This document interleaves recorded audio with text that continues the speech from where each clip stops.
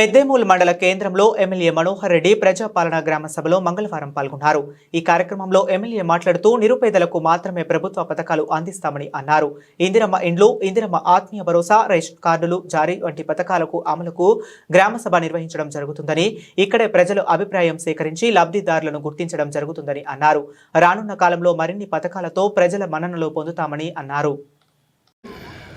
Indiramma committee సభ్యులందరూ కూడా బుజ్జమ్మ గారు కానివ్వండి, వారి తోటి పెద్ద మనుషులందరూ, నరసింహులు గారు కానివ్వండి, కుమార్ గారు కానివ్వండి, మండల పార్టీ అధ్యక్షుడు గోపాల్ గారు కానివ్వండి, రవి గారు కానివ్వండి, విద్యాసాగర్ గారు కానివ్వండి, రియాజ్ గారు కానీ, గౌరవ పెద్దలు ఎల్లారెడ్డి గారు, జితేందర్ రెడ్డి గారు, గోపాలకృష్ణ గారు, రాము నాయక్ గారు, డివై చిన్నర్శులు, పెద్దర్శులు గారు, పింటప్ప గారు, రాజు గారు, రామప్ప గారు, మల్లప్ప గారు, బాలప్ప గారు,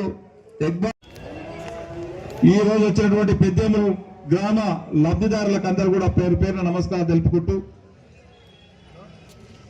మనమంతా మీరందరూ కూడా ఒకటేసారి ఒక ఆలోచన చేసుకోవాలా.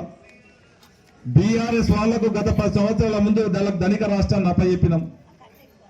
ధనిక రాష్ట్రాన్ని అప్పచెప్తే 10 ఏళ్ల కాలంలో బీఆర్ఎస్ వాళ్ళు ఈ రోజు ఒక పక్కేసి ఇచ్చారు. మనకు గవర్నమెంట్ అంటే కూడా మన సంసారం లాంటిదే. మన సంసారం ఒక పెద్ద మనిషి చేస్తే ఏ విధంగా చేస్తాడో, అదే సంసారం ఒక పంకిరానికి పెద్దతలు అప్పచెప్తే ఏ విధంగా చేస్తాడో గత 10 సంవత్సరాల బీఆర్ఎస్ లకు అప్పచెప్పినాం.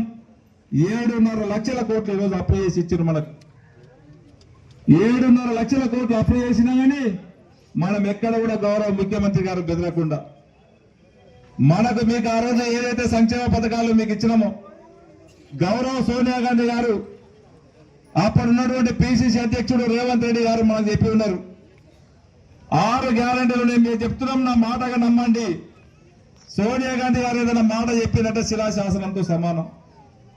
మనం తక్షణమే చేద్దాం అనుకున్నాం, కానీ సన్యాసులు మొత్తం కూడా ఎక్కడెక్కడ లక్షల కోట్లు అప్పులు చేసి పెట్టి మనకి ఇచ్చిండ్రు.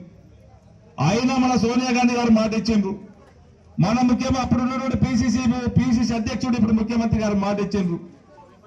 ఎంత ఆర్థికంగా ఇబ్బంది ఉన్నా సరే మీకు ఏదైతే చెప్పున్నామో ఒక రోజు లేట్ అయినా మీ ఇంటికి తీసుకొచ్చి ఇస్తామని చెప్పి ఆ రోజు నేను ఈ గ్రామంలో చెప్పిన. మీరు కాంగ్రెస్ పార్టీని ఆశీర్వదించండి, నన్ను ఎమ్మెల్యేని గెలిపియండి, సంక్షేమ పథకాలన్నీ కూడా ఇచ్చే బాధ్యత ఒక ఎమ్మెల్యేగా నేను తీసుకొని ఇస్తామని చెప్పినాం. మీరు గత ప్రభుత్వంలో జిరాక్స్ గవర్నమెంట్ కాదని చెప్పినాం, జిరాక్సులు తీయవలసిన అవసరం లేదని చెప్పినాం. ఆఫీసర్ల చుట్టుముట్టు ఇంటింటికి తిరగవలసిన అవసరం లేదు, మీ ఇంటికే సంక్షేమ పథకాలు వస్తాయని చెప్పి ఆ రోజు చెప్పినాం. ఆ చెప్పిన విధంగానే ఆర్థికంగా కొద్దిగా ఇబ్బంది ఉన్నా ఒక్కొక్కటి ఆర్థికంగా సమకూర్చుకొని ఒక్కొక్క స్కీమ్ కూడా మీకు అందరు కూడా మీ తరపు ఇంటికి తీసుకొచ్చి ఇస్తున్నాం. కొత్తగా ఇచ్చిన ఎంబడే మనం అంతా కూడా మా సోదరమ్మలకు ఆర్టీసీ బస్సు ఉచితంగా ఇచ్చినాం. 200 వరకు యూనిట్ల వరకు కరెంటు బిల్లు మాఫీ చేసినాం. 500లకు ఒక సిలిండర్ ఇస్తామని చెప్పినాం, ఇచ్చినాం. అదే కాకుండా భారతదేశంలో ఏ ముఖ్యమంత్రి గారు చేయనటువంటి సాహసాన్ని 2 లక్షల రుణమాఫీ చేస్తామని చెప్పినాం. దాదాపు ఇప్పటికీ 22,000 కోట్లు భారతదేశంలో ఎవ్వరు కూడా చేయనటువంటి సాహసాన్ని గతంలో మన్మోహన్ సింగ్ గారు ప్రధానమంత్రి గారు ఉన్నప్పుడు చేయడం జరిగింది. రాజశేఖర రెడ్డి గారు ముఖ్యమంత్రి ఉన్నప్పుడు చేయడం జరిగింది. మళ్ళీ మన కాంగ్రెస్ పాలన మనం తెచ్చుకున్నాం. మన గౌరవ ముఖ్యమంత్రి గారు ఇప్పటికే 22,000 కోట్ల రుణమాఫీ చేయడం జరిగింది. ఇంకా కొంతమందికి అక్కడక్కడ ఉన్నది, అవి కూడా ఖచ్చితంగా చేస్తామని చెప్తా ఉన్నాం.